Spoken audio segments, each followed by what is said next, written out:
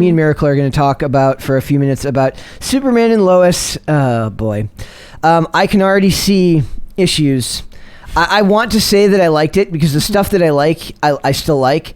But first of all, what did you think of? Well, let's say first of all, the episode is basically about dealing with the aftermath of season 1, which shows Steel, his daughter Natalie, arrives from another planet, from another Earth, and on their Earth, John Henry Irons is married to that Earth's Lois Lane, but on this Earth, Lois Lane is married to Superman, right? So John Henry Irons' daughter comes through to this Earth, and the first thing he sees is John Henry Irons and Lois, but this is not the Lois from their Earth. That broke my heart because she said mom, and like Lois stared at her. She had no reaction whatsoever. And one of the strongest points of this episode is when she talks about feeling guilty about how she had no reaction to this girl like looking at her like she's her mom, because that's what would actually happen. If imagine somebody from another Earth comes here and you have no connection to them, but they have a connection to you. It's actually really sad to think about. Yeah, exactly. But also the recap episode before that happening, Lois was telling, I think it was Jonathan or Jordan, one of the twins. She was telling one of the twins that before Natalie came, when they were 18 months old, she had a baby, but she miscarried. So like that would have been their Natalie. Yeah, that would have been their Natalie, but she miscarried. And she was like, I only had you guys. I was okay. But then they show a sequence where she went to therapy for it because like she still feels bad. And she was like, if I had that baby, that would have been Natalie, like our version Natalie. So that happened in real life or the show? In the show. Okay. So I'm just going to read some of this article here and then we'll get into it. So Superman and Lois return to the CW for its second season. CW, which we now stands for a combination of CBS and Warner Brothers. Yes. We're searching up what it meant. This is the reason why he brought it up. So it's for its second season on Tuesday, introducing a new enemy and a new friend with benefits, and otherworldly mystery that will continue to unfold in the coming weeks. Let's dive right in, shall we? So it says it's much of the drama in the first hour came from Lois's inability to wrap her brain around the Natalie situation, constantly ping-ponging between feeling like she should be drawn to her daughter from another Earth and wondering why she isn't. And what it does is it makes Lois, this isn't meant to be mean, extremely annoying. She is because she's like, she's bitchy at she's bitching at everybody. I get what they're trying to go. She's gone through it in like an emotional moment that's affecting her behavior, but it gets to the point where it's not just that hers.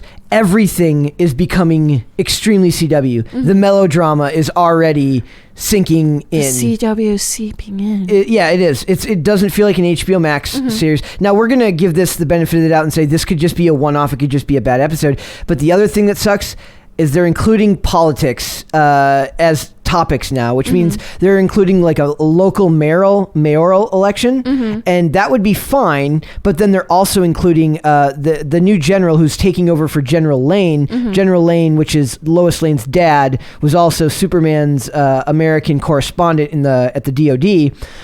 The new guy, basically, it's becoming about whether Superman is loyal to America or loyal to the world. Now, giving them the benefit of the doubt, it didn't become a topic until recently, where they're talking about the phrase "truth, justice, in the American way," which is the original Superman motto, which has been it's been kicked to the curb for its truth, justice, and a better tomorrow, which is the most bland, boring sounding thing you've ever heard in your entire life. So it's literally becoming like, whether they mean to or not, this is going to turn.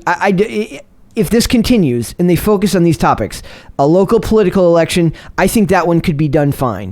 Doing the geopolitics of Superman, I don't think they've read their audience well, because the people who love this show love it for the fact that it has been beautifully apolitical and unmotivated by agenda. It just felt like a story of a dad who happens to have an extraordinary responsibility, raising a family and being Superman for the world. And he was always Superman for the world in the show, right? And they never, in the first season, they didn't really address the America aspect of it. He's from America. He landed here in America. He works with the DOD, but in the show, basically, he saves like a North Korean nuclear sub and returns it to North Korea. And the new general is like, why couldn't you have just left it here in America? Mm-hmm. Now, I get why Superman's like annoyed, but also it's like, what do you expect? Like the general, that's his job. That general's job is to protect America, not to protect the global interests. And so he makes it about America versus the world, but they're framing this general as the bad guy. Right? see. So it's already seeping into it. Like I said, we have to give it more than one episode before we write it off. Maybe, yeah, like how you said, we need to give it more time. There was almost no Superman, though. It was like it was that scene at the beginning with the submarine, and there was a scene at the end where the two prototype Supermen basically save people from a rock slide, and it just feels like it's going to become about a bunch of melodrama. The teen stuff didn't really work when everybody's bummed and annoyed. Yeah, I don't know, because like for me, like the episode that I had a problem with was like when Lois walked into Jordan's room and she's like, oh my god, put on your clothes, Candace, you get out, you haven't been dating him for that long, get out of my house right now. She uses the device to call Superman for emergencies to tell him that their son had a girl in their room, which is an extreme overreaction. Yeah, but I love it. This is what makes me laugh, because like when Clark comes in, basically she said our son was half naked, and I'm like, girl, he had jeans on, that's not half naked. Technically that's half naked. It is, but for me, like, okay, you proved. Did he have socks on? That is the question. We have no idea. But what's funny about it is I feel it's like Tyler Hoechlin, who plays Superman, he literally lets, like when he's playing Clark Kent, he like lets her walk all over him. Like she walks, she's clearly like, he's only the alpha in the fact that like he's Superman, when he's the most level-headed person in the family. And speaking about alpha, you remember that one scene with Jordan's Jordan's girlfriend Sarah, where she's talking to her dad, and he said, you're the alpha of the relationship. Dude, and I think it's going to go even worse. There's this part, so basically there's Lana Lang Cushing and her husband are part of the show as well, and Lana Lang was best friends with Superman growing up, right? So their daughter Sarah is dating Jordan, which is one of the Kent's two kids, right? And first of all, Sarah gets off the bus from summer camp and is like disinterested. And then she has like this giddy face when she's getting in the car. I already think they're gonna turn her bisexual and say she met someone at band camp. Yep. Like, cause she's showing no interest in Jordan anymore. I can see that totally being but like the whole scene where like she's talking to her dad, because like Jordan did the cutest thing where like he had candles on the lake, and like then she said, I'm not feeling it. And then he goes back home and he's talking to Jonathan, who got in trouble earlier with his girlfriend. He's like, oh, how did it go? And he was like, oh, she liked it. And he was like, oh, what else happened? He was like, oh, the only reason I got home early because she said I'm not feeling it. And Jonathan was like, did she really say that? And he was like, yeah, what about it? And he was like, I'm not trying to scare you or anything, but that's kind of alarming. Yeah, like, that's kind of alarming. And then they cut to a scene where Sarah's talking to her dad, and she's telling her dad exactly what happened, and he was like, it was too much, wasn't it? Oh. Yeah, and she was like, normal. Yeah, and she was like, yeah, it was too much for me. And he was like, well, you just need to remember this. Like he's like just scared, and he just wants to show you how much he loves you, but you have to remember you're the alpha of the relationship. Yep. And then and then she was like, that was really good advice, Dad, for once. It's in character, at least for Jordan, because Jonathan is clearly more of an alpha male, being the football player. Well, also Jordan has social anxiety disorder, so it makes sense to call him he's not the alpha in the situation. But like I said, all this stuff adds up to me feeling like it's going in a bad direction. I will say a big positive, the CGI was still fairly decent. When the sub scene was all right. Of course, every time Superman saves someone, it has to be at night because CGI, they can't afford to do CGI during the day. There was less of the beautiful golden hour shots of the farm. I missed that aspect of it. Now, I will say, unused again is the actor who plays John Henry Irons, because he is a fantastic actor. He is. The daughter is really annoying, but I don't think that's her fault. I don't think that's the actress's fault. It's just the dialogue is really bad. No, like I hated the scene because like he's looking for his daughter, like, which I really like because it shows that he's like a caring father. Yep. And like she's still new to their Yep. new earth. And like he was like, where you been? And she's like, I was out. And he's like, you've been out 3 hours after school. She's like, I'd left after first period. Yeah, and he was like, what? Like, in the guy, I feel so bad for the guy because he's a fantastic actor. Yeah. I don't know his name. It's like Wole Parks or something. I don't know Yeah. how to pronounce it, but that guy is really, really good. And the daughter is probably a really good actress, but the dialogue is just, it's so CW. Yeah. And that's a problem because the first season the teen drama was done in a way that felt very earnest and true to life. And now it's falling back into melodrama. And I hate that. Yeah, Like- it's pronounced Woles. Sorry. I Woles? just searched. Yeah. Woles? Yeah. WOLES? No. Well, sorry. I pronounce certain things with an S, but you know what I mean. So how do you I pronounce don't. What do you How mean? you pronounce E's like an S? No, What? no. I do that a lot, like where I add S's when they're not needed. So is it Wool? Wool. It's wool. okay? Sorry. Okay, we're good. So that's but that guy's awesome. Yeah, and he that is. guy, and I hope comes back to steel. Also missing from this episode was any of Dylan Walsh as General Lane. Now Private Citizen Lane because he retired from the government. And that guy who plays the new general, I'll give him credit. He plays a fantastic dickhead. Like that, like they even put like this foreboding music behind him whenever he's there. He's like, well, nobody said America could only have one Superman because they have gifted people in this universe and they're Yeah. training them to be Supermen as well. And if you saw the scene at the end, that was clearly a callback. Doomsday is Yeah. going to be the big bad of this. Yeah, the rumors are. I think that's a bad. I would have gone. Why can't they do Brainiac? Brainiac would be good. Or- but I think they're just trying to. It's going to be a global threat, right? Because so it's going to be like maybe the new general is going to be like, yes, maybe Superman should be for the world, ignoring the fact that other countries have their own interests. It's like you're the CW, you don't have the cap to pull off this type of geopolitical message in your stuff. Leave that to Actually, I wouldn't trust anything in Hollywood to be able to do that in a fair way these days. But if you were to watch something like this, would that type of political discussion turn you off of it, or would that interest you? It would turn me off of it. Especially if it's a show that you watch for the opposite reason. To give an example would be, I don't know if you guys are familiar with You. You seen I it? am, yeah. Did you see the latest season? I've seen about half of it. Are you okay with spoilers? No. Okay, never mind. Don't spoil it for me. But Okay, but yeah, there's a part about vaccines. there is, but the last episode, I think it's worth to watch. Oh, I'm going to finish it. I just See- don't have the Netflix subscription right now. We've been watching You can watch it Dexter. downstairs. Hey, don't spoil Dexter for me either. I know the last episode just came out. We've been watching Dexter. I'm just saying, but and they've done a fairly good job of there's climate change stuff in there, but then there's also stuff about the opioid epidemic, which Yeah. are two competing narratives from different sides of the aisle. Yeah. So it's still got that stuff in there. I didn't notice it at all. in Dexter. Exactly, like that. When it's done best. I was telling Yeah. her my thesis is you know what causes us to notice it? It's not the topics, it's the buzzwords. You can do Maybe. the same thing. Don't mention mental health. Say mental state.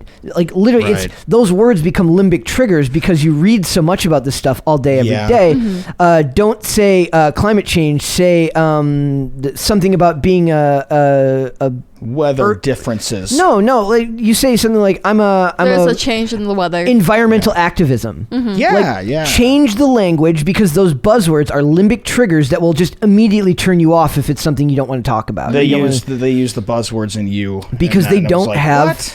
they don't have the writing caliber. That was what Superman and Lois did. That stuff there was one example in season 1 where they call Morrissey like a xenophobic has-been.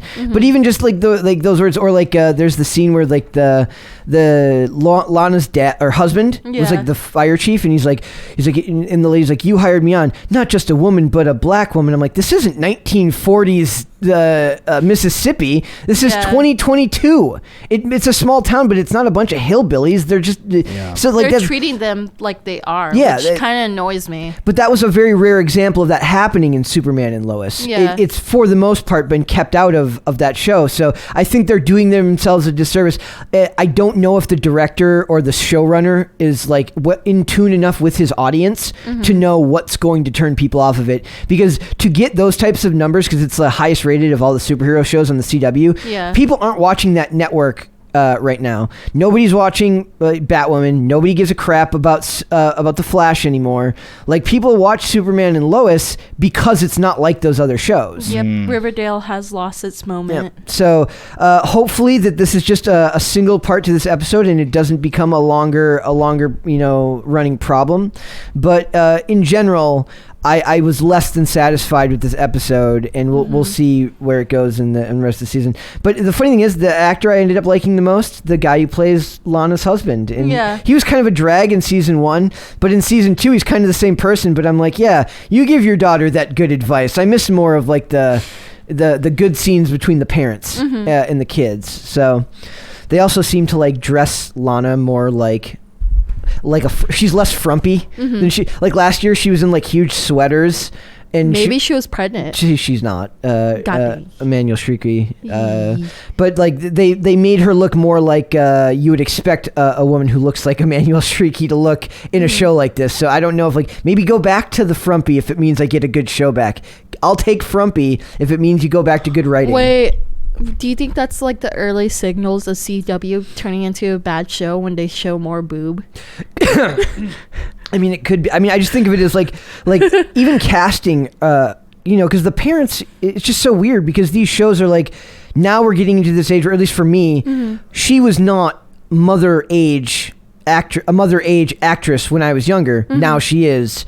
And she's older than me. She's older than me by like 10 years. How long's this show been going on? This is only the second season. Oh, okay. But it was like I think it was 16 episodes last season. It was. But I don't know, because like now they're showing more boobs, and like there's a shirtless boy who's like supposedly 15, but he looks like so he's not in 15. 20. Yeah, he's in his 20s. But the other kid... I mean, that's kind of weird. Well, no, that's how all... No.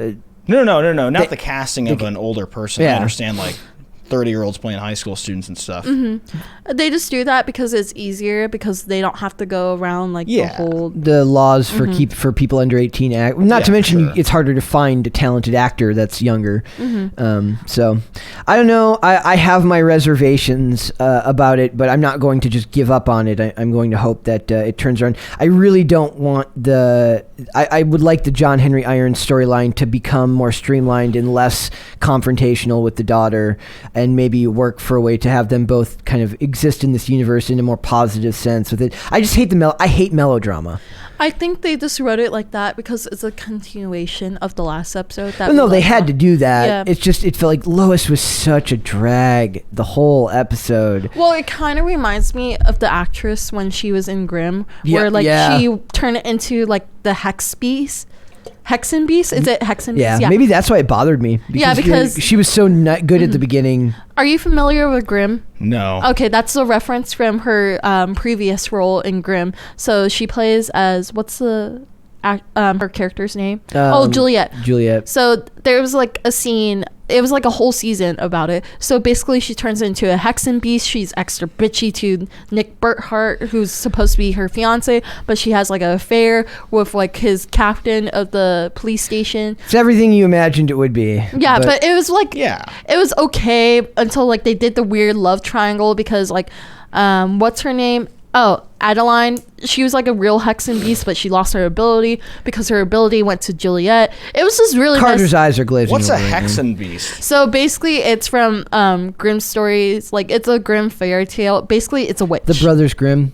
I gathered that much. Yeah, so basically it's a witch, but they look more decayed. Oh. They're not like the pretty witches or like normal people see them and they look like a human form, but if a Grimm sees them, you can see what their actual appearance is. Yeah. I see. Yeah, like it basically like it looks like Tourette's, like when they turn. That's how I describe Tourette's? it. I don't think you know what Tourette's like is. Syndrome?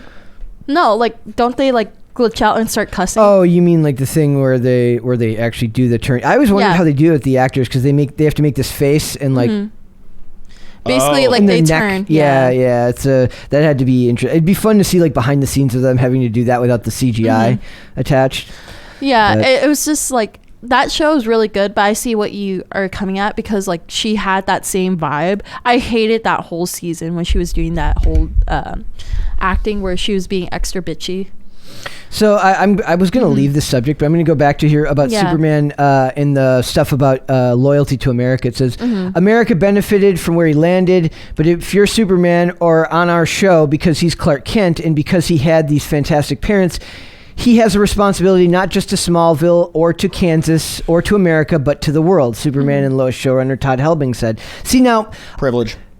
Yep. I'm fine with that. Like I said, my opinion of this is colored by the fact that they got rid of truth, justice in the American way in favor of truth, justice, and a better tomorrow, which is, to me, sounds weirdly over the bland, right? Yeah. So I'm having my opinion. I admit that I'm having my opinion colored by something that's going on outside the show. Yeah. But I don't like the fact that the new general, who is just protecting American interests, is being portrayed as the bad guy. Yeah. Now he could, it could work. It could still work. The actor doing it, Ian Bonin or something, is really good. He worked with Tyler Hoechlin in like Teen Wolf. Not that I've never seen Teen Wolf. I saw Teen Wolf.